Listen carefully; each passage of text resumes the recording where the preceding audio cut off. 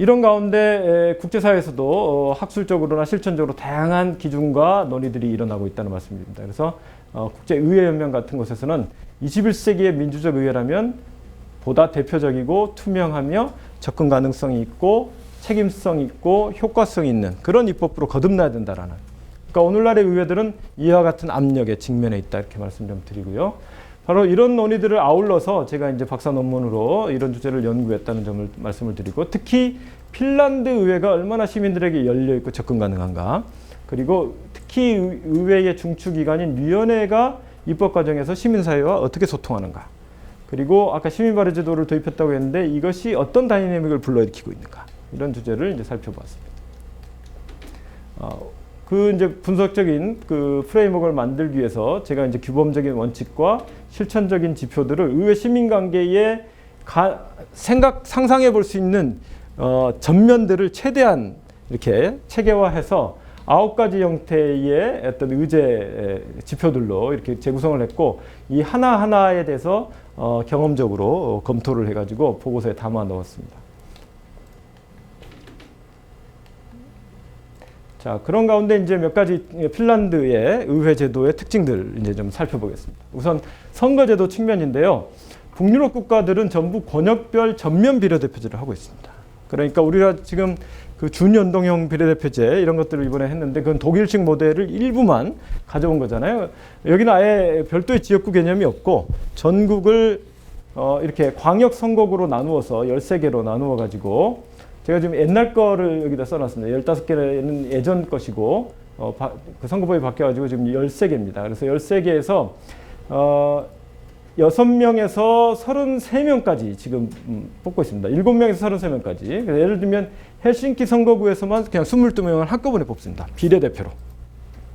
정당 득표율에 따라 가지고 의석을 정당별로 나누는 것이죠. 그런 아주 흥미로운 제도를 하고 있고요. 처음부터 지역은 없었어요. 그렇습니다. 예. 핀란드는 근대 의회로 넘어올 때 바로 이 비례대표제에 기반한 선거제도를 채택을 했습니다. 그래서 굉장히 후보들이 많죠. 이렇게 보시면. 예. 헬싱키에서만 22명을 뽑으니까 정당별로 22명까지 후보를 낼 수가 있거든요. 예. 그러니까 이 많은 사람들에 대해서 유권자들이 이제 고르는데, 핀란드는 특히 오픈 리스트, 개방형 명부 시스템이라 그래서 정당을 고르면서 동시에 후보를 찍습니다. 노르웨이는 폐쇄형이어서 정당에게만 투표를 하거든요. 그 정당 안의 명부는 정당이 알아서 작성하고. 근데 핀란드는 후보들에게도 동시에 찍을 수가 있어요. 그래서 후보의 기호가 있는데 이걸 찍으면 동시에 정당 번호도 식별이 됩니다. 그래서 여기 이 투표용지 보이시죠? 여기 이제 후보들이 번호하고 이름이 있고요. 여기다가 적어 넣으면 됩니다. 숫자를. 굉장히 심플해요. 네. 그런데 이 표를 계산할 때는 정당의 득표수를 먼저 계산을 합니다. 그래서 정당별 의석이 먼저 정해지죠. 헬싱키에서 녹색당은 6석. 실제로 2019년 선거인데요. 3인당은 3석. 보수당 6석. 이렇게 쭉쭉 나옵니다. 그러면 3인당 안에서 가장 득표를 많이 한 사람 순서대로 들어가는 겁니다. 이해되시죠? 그러니까 정당 득표 우선 중요하다는 면에서는 여전히 비례대표제의 취지가 살고 있고, 후보까지 선택할 수 있다는 면에서는 제가 생각할 때 한국 유권자들에게 상당히 어필할 수 있는 제도다. 이렇게 생각을 합니다. 자, 이런 전면적인 비례대표제를 취하게 되니까 다당제가 발전합니다. 그것도 아주 폭넓은 다당제가. 2019년 총선을 했는데 원내정당만 8개입니다. 그리고 1, 2, 3당 득표를 보시죠. 20% 안팎이 되고 있는 굉장히 치열한 선거를 했는데요. 녹색당 같은 당도 굉장히 많은 득표를 얻고 있습니다. 자, 아예 또 의회에 진입장벽이 없거든요. 핀란드는. 그런 지점 때문에 이런 특징이 나타난다. 그리고 이제 아까 헌법개혁을 통해 가지고 의회주의로 전환을 했고, 연합정부와 합의정치가 발전한다. 그래서 이런 가운데 다수를 국회에서 형성할 수가 없잖아요. 여러 정당이 연합을 해야 되는 것이죠. 바로 현재 산나마린 정부도 5개 정당이 연정을 하는 구조가 되어 있는 것이죠. 그러면 이 5개 정당이 연정을 하면 어떻게 국정을 운영할 수 있을까 궁금하시지 않아요? 그런데 수십 년간 이걸 했기 때문에 규칙과 노하우가 아주 오랫동안 축적이 되어 있습니다. 이게 이제 핀란드의 정당들의 기호입니다. 이건 원외 정당까지 하니까 엄청나게 많죠.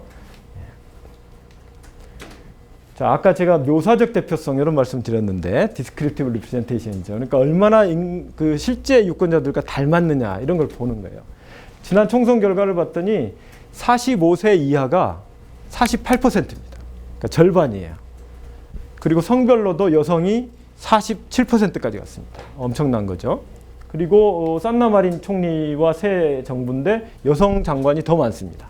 예, 이런 형태로 진행을 하고 있다는 거고, 그다음에 핀란드 의회에는 독특한 위원회가 하나 있는데 미래위원회가 있습니다. 1993년부터 만들어져서 지금 상임위원회인데 미래 세대의 관점을 대표해서 정책 결정에 임하자라는 겁니다. 그래서 굉장히 합의적인 형태로 운영을 하고 있고, 이 의회의 싱크탱크이자 의제설정위원회로서 역할을 한다. 그래서 정부가 매 4년마다 국가 미래정책 보고서를 내도록 이렇게 하고 있고, 그것을 심의해서 보고서를 내고 여러 가지 또 시민사회와도 다양한 프로젝트들을 진행을 하는 독특한 위원회를 가지고 있다. 또 핀란드 의회는 청소년 의회를 운영을 하고 있는데, 평상시에는 이제 학교 클럽 활동으로 진행을 하다가 2년에 한 번씩 이 국회 본회의장에 다 모입니다. 200명의 그 청소년 의원들이. 그때 본회의 장면을 이렇게 똑같이 진행하는데 사회를 현직 국회의장이 직접 봅니다. 그 다음에 여기에 총리부터 장관들이 쭉 다 앉아서 이 청소년 의원들의 질의에 답변을 합니다. 그러니까 이게 이제 핀란드 의회가 다음 세대, 미래 세대, 청소년들을 어떻게 존중하며 대우하는지를 우리가 눈여겨볼 수 있는 거죠. 이 장면은 전부 또 하이라이트는 그 공영방송으로 생중계를 하고요. 자, 위원회가 중요하다고 말씀을 드렸는데, 위원회에서 이제 실제 입법이 만들어지거든요. 이 과정에 아주 광범위한 입법 협의 프로세스가 진행이 되는데요. 각 부처별로 행정부 단계에서도 이 프로세스가 진행이 되고, 이게 법안 형태로 국회에 들어오면 국회에서도 이 절차를 진행을 합니다. 그런데 이거는 제가 박사 논문에서 가져온 겁니다. 2014년도 한 해에만 입법 협의 건수가 10,000건이 넘었는데요. 그러니까 전문가 1명, 단체 대표 1명이 와서 진술하거나 의견서를 낸 것, 이거를 다 이제 건건이 잡았습니다. 그리고 여기 위원회별로 16개 위원회와 이 각 분야별 단체들을 이제 정리를 한번 했는데 10,000건이 넘더라고요. 인구 550만의 나라입니다. 그러니까 우리가 지금 부산시보다 조금 큰 규모인데 이 정도의 실질적 협의와 의사소통을 거쳐서 법을 만듭니다. 그러니까 이 법이 이미 그 과정에서 합의를 이루는 것이고, 또 시행착오를 줄이는 효과도 높이는 것이죠. 그 중에서도 특히 이제 제가 두 가지 위원회, 보건사회위원회와 교육문화위원회에 이번에는 이제 장기적인 데이터를 한번 쭉 살펴봤는데, 굉장히 공공 분야가 많이 대표되지만 이 제3섹터로 불리는 시민사회 분야가 널리 대표가 되고, 여기서도 고용주 단체들이라든가 노조라든가 어떤 가치지향적인 시민사회 단체들이 균형적으로 대표되는 것을 이제 볼 수가 있었어요. 사실은 이거를 그 핀란드 의회가 로데이터 형태로 엑셀 파일로 낸 것을 일일이 다 분류를 했는데, 2015년도 가을 학기 동안에 이걸 하면서 굉장히 어려웠어요. 단체가 너무 많아가지고. 핀란드에 정말 단체가 많구나. 이때 제가 느꼈고, 핀란드 사람들은 핀란드를 우리가 흔히 숲과 호수의 나라라고 그러잖아요. 사실은 숲과 호수와 단체의 나라다, 이렇게 말합니다. 두 사람만 모여도 단체부터 만든다. 이건 이제 입법 과정이 어떻게 일어나는지를 그래픽으로 나타내는데, 제가 이런 정도 실력은 안 되고 핀란드 언론사에서, 신문사에서 또 장기적인 데이터들을 분석해가지고, 이 붉은색은 노동조합들입니다. 전국 단위의 3대 노조가 있거든요. 그 다음에 이 푸른색은 고용주 단체들입니다. 자본 측이죠. 또 메인 단체들이 이렇게 있습니다. 이들이 주요 의회위원회에 어떻게 영향력을 끼쳤나, 이런 겁니다. 그래서 상당히 양자가 균형적으로 그 영향력을 끼치는 코퍼레이티즘 모델을 유지하는데, 최근에는 여기도 신자유주의 영향이 있어서 우리로 지금 정경련과 같은 조직인데, 에코라는 게 산업연맹이 굉장히 고용평등위원회나 특히 영향을 많이 미치는 데가 경제위원회, 그 다음에 여기가 재정위원회입니다. 이런 쪽에 영향을 많이 미친다는 것을 보고서 노조에서 발끈했습니다. 아니, 우리 똑같이 대표되는 줄 알았는데 이런 건 다시 시정해야 된다는 거고, 이건 의회 16개 위원회에 각 분야별 시민사회 단체들이 어떻게 교류하는지를 이렇게 했는데, 이것이 이제 핀란드 민주주의를 굉장히 잘 보여주는 한 요소입니다. 어떻게 보면 끊임없는 의사소통, 끊임없는 브레인스토밍을 한다고까지 표현을 하면서 정책 결정을 하고 있다는 말씀 좀 드리고요. 이처럼 대의민주주의가 잘 작동되고 있음에도 불구하고 이제 직접민주주의적인 기제까지를 도입해서 새로운 실험을 하고 있다는 말씀을 좀 드리고, 지난 7년간 한 900건 정도가 제기가 돼서 그중에 의회로 간 거 5만 명을 넘은 거죠. 그러니까 우리로 치면 50만 명 받은 겁니다. 한 30여 건이 갔고 그중에 동성결혼 합법화건 등 2건이 통과가 되었습니다. 그런데 2건 통과된 거는 작아 보이는데 나머지 건들을 기각하면서도 부분적으로 제도 개선 조치를 한 게 많습니다. 그런 간접적 정책 효과까지를 봐야 됩니다. 그래서 온건한 직접민주주의 기제를 도입한 뒤에 새로운 민주적 다이내믹이 발전되는 모습이 나타나고요. 이 제3의 입법 의제 설정 채널로서 빠르게 이 제도가 공고화되었다 이런 표현을 씁니다. 그러니까 첫 번째 입법 채널로는 정부 법안이 있잖아요. 두 번째는 의원 법안. 그런데 없던 채널이 하나 더 생긴 거죠. 시민들이 다이렉트로. 우리는 지금 대통령 청원제도가 들어왔습니다. 촛불 이후에. 그런데 이것은 대통령에게로 갑니다. 의회로 가지 않고. 첫째. 두 번째, 시민들이 기대할 수 있는 것은 최대치가 대통령과 청와대의 공식적 답변입니다. 그러니까 그냥 선의에 기반한 답변 정도이고 책임 있는 행정 처분도 아니고 더군다나 입법은 아니거든요. 이런 의미에서 우리의 국민청원제도가 일부 디자인에 아쉬움이 있는데 핀란드는 시민 발의제도를 도입을 해서 이런 다양한 효과들을 보고 있다는 말씀을 좀 드리고요.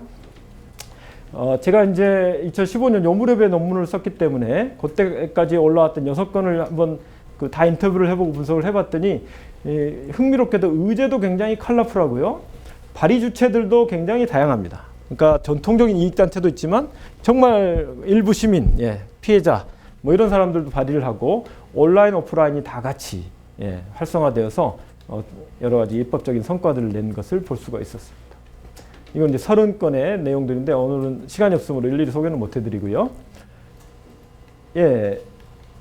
뭐 어떻게 해서 핀란드는 이렇게 시민 발의제도가 빨리 정착을 했을까? 뭐 이런 부분들을 이제 분석을 했고, 요컨대 핀란드의 모델은 표준적인 형태의 대의민주주의와 이 새로운 형태의 시민 참여 기제 간의 양립 가능한 발전 모델을 보여주는 하나의 사례가 될 수 있지 않을까. 이런 점에서 우리의 관심을 끌고 있다. 이런 말씀을 좀 드리고요. 이것이 우리에게도 굉장히 중요한 과제죠. 우리에게도 지금 이제 한 3분 정도면 끝날 것 같습니다. 촛불 이후에 어떻게 하면 광장의 정치와 제도의 정치를 높은 수준에서 결합할 수 있을 것인가. 이것이 지금 보편적인 과제이기도 하고 특히 우리나라의 민주주의 상황에서 중요한 의제이기도 합니다. 그 점에서 핀란드가 중요한 영감을 줄 수 있다 이렇게 생각을 하고요.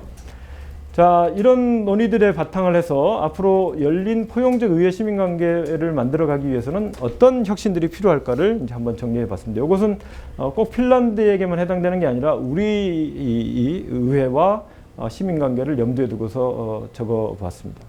첫째, 의회 행정부 관계와 의회 시민 관계를 모두 혁신적으로 재구성할 것이 요구가 됩니다. 그래서 핀란드처럼 단계적이고 지속적인 헌법 개혁을 추진한다거나 또 선거제도와 정당체계 개혁을 아주 진지하게 좀 추구할 필요가 있겠다.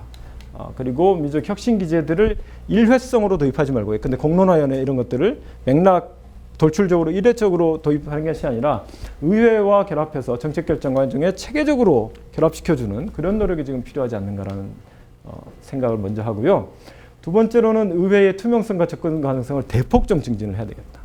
그래서 우선 물리적 공간부터 이런 부분들을 대폭 높여야 될 것이고, 의회 정보를 공유하는 측면, 의원과 유권자 간의 관계, 또 미디어나 디지털 기제들을 활용한 시민 관여 프로그램, 이런 것들을 우리가 좀 전향적으로 확대 개선할 필요가 있겠다는 게 두 번째 과제입니다. 세 번째는 시민들을 나아가서 의회의 입법 과정에 아주 깊숙하게 코어 프로세스에 연결시켜주는 노력이 지금 굉장히 필요하다 이런 생각을 합니다.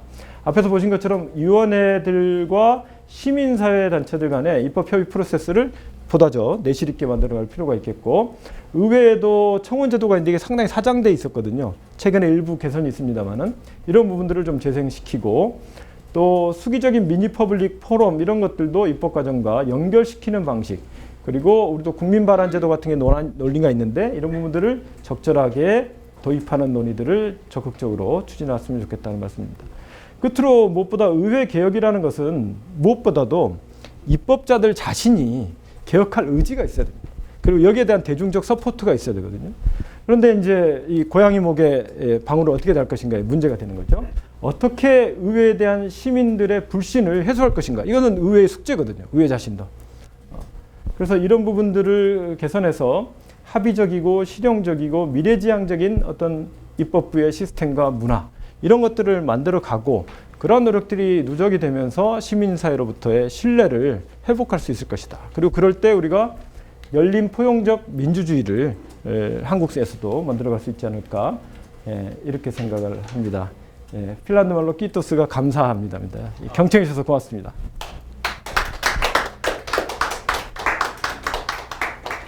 처음으로 온라인 중계를 해서 아직 댓글을